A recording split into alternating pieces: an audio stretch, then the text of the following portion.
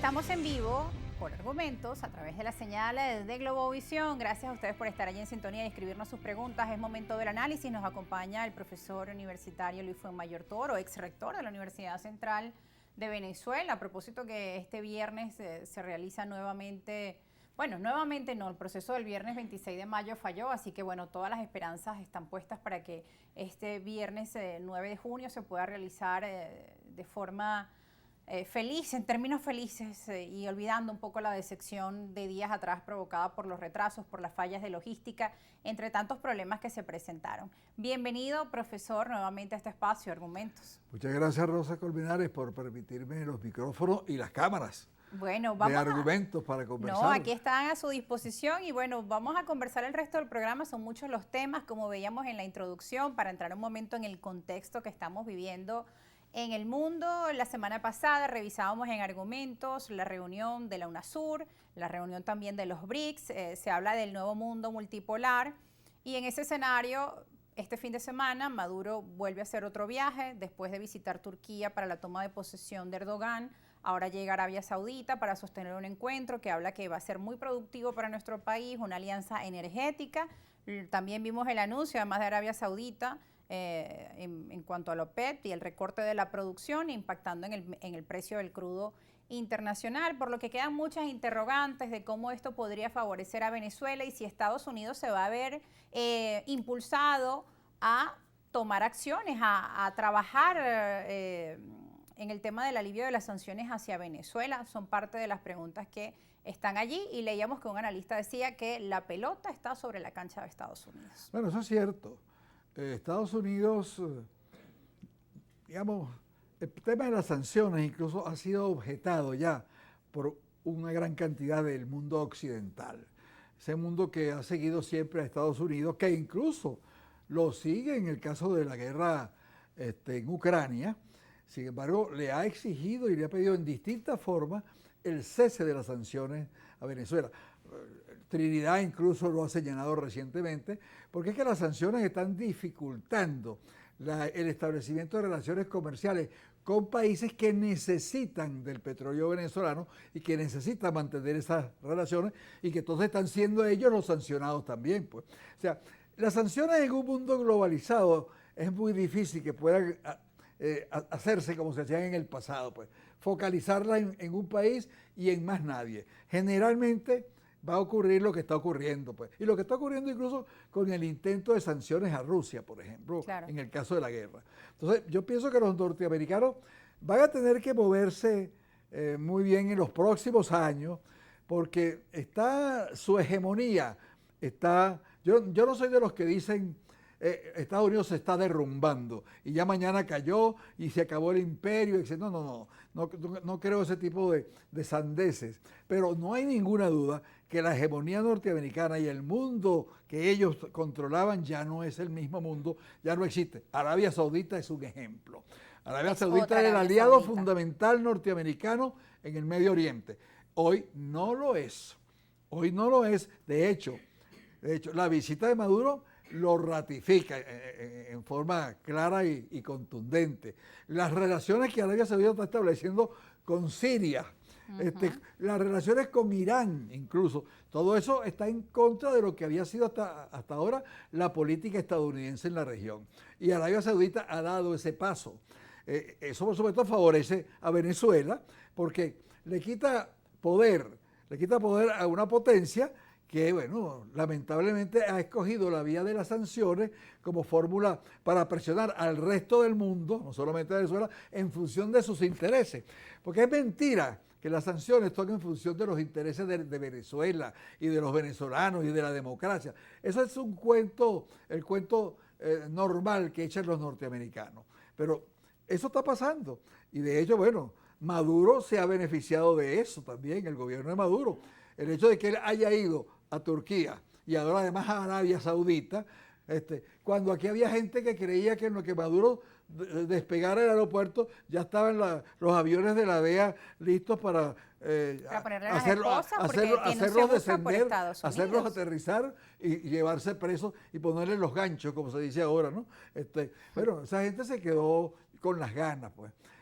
Maduro ratifica bueno, que es lo que siempre ha sido además y que lo hemos dicho desde siempre. Uno puede estar en contra. Solo que hace unos meses no tenía el reconocimiento No internacional claro, de algunos ahora, países que habrán cambiado su política. Ahora tiene reconocimiento prácticamente de todo el mundo. Esa política de no reconocimiento fue una política absurda. Eso, seguir a la oposición venezolana, a ese sector de la oposición venezolana, con un gobierno interino que era inexistente, fue un salto al vacío. Los norteamericanos lo siguen manteniendo, bueno, porque no pueden devolverse de golpe, no pueden dar la vuelta en U de golpe. Claro, pero ya el resto de los países fue una no política lo siguen. fallida. Y que en términos de relaciones internacionales también, ¿cómo se explica? ¿Cómo echan para atrás? ¿Cómo dice usted? ¿Cómo devuelven lo que hicieron? ¿No? Además, siendo una gran potencia, pues, ¿no? Claro. Dominadora. Entonces, bueno, le va a pasar lo que le pasó cuando la guerra de Vietnam, porque no sabía cómo hacer para explicarlo. Bueno, pero digamos ahora eso cambió y se habla, bueno, de este nuevo mundo multipolar, que hablan de que sea más equilibrado, mucho más justo. ¿Cómo puede favorecer a la población venezolana? Porque ahí vemos en las redes sociales, Maduro triunfa, pero ¿cómo hacemos para que sea la población venezolana la que también reciba una ayuda? Los hospitales están graves, la situación que hemos venido conversando en otros programas para que puedan verse un beneficio. Lamentablemente el equipo económico de Maduro es muy malo. Y al mando de ese equipo está una persona que, bueno, yo personalmente, yo no soy economista, tampoco es que soy experto en la materia, pues, ¿no? Pero es muy claro que ha habido un estruendoso fracaso en esa política económica, que empezó a levantar el año pasado y se pensó, mira, está levantando, tienen razón, pero es que estamos casi ahorita en una situación peor que la que teníamos anteriormente. ¿Cómo es posible que en este momento el salario mínimo es menor que el que teníamos en marzo del año pasado, momento en el cual el salario mínimo se hizo en medio petro, o sea, $30? Y eso se perdió totalmente y el gobierno no lo recuperó recientemente. Entonces, es necesario también que el gobierno entienda que está sacrificando a su población. Maduro está sacrificando a los venezolanos. Y que mientras tanto a la gente lo que se le dice son las sanciones, es la corrupción, pero no es solamente las sanciones, van a llegar las soluciones. Las sanciones influyen, pero la crisis económica es una crisis económica provocada por el mal gobierno. Es una crisis económica provocada por Maduro y por sus ministros y por el PSV. Eso es claro. Porque recuerdo hace unos años atrás, el presidente Chávez hablaba de una dinámica de generar soberanía alimentaria, soberanía energética en el marco de estos posibles escenarios. Pero ¿qué pasó con ese plan? Eso se acabó y no avanzamos absolutamente nada en ese sentido. Y lo poco que se avanzó se retrocedió. Es así. Ahora, eso es una verdad que no necesita ni siquiera explicación. No necesita explicación. La conocen los venezolanos. Hay un grupito de personas, hay un grupo de gente que yo los clasifico en tres. Unos señores que son ingenuos y creen lo que les dicen.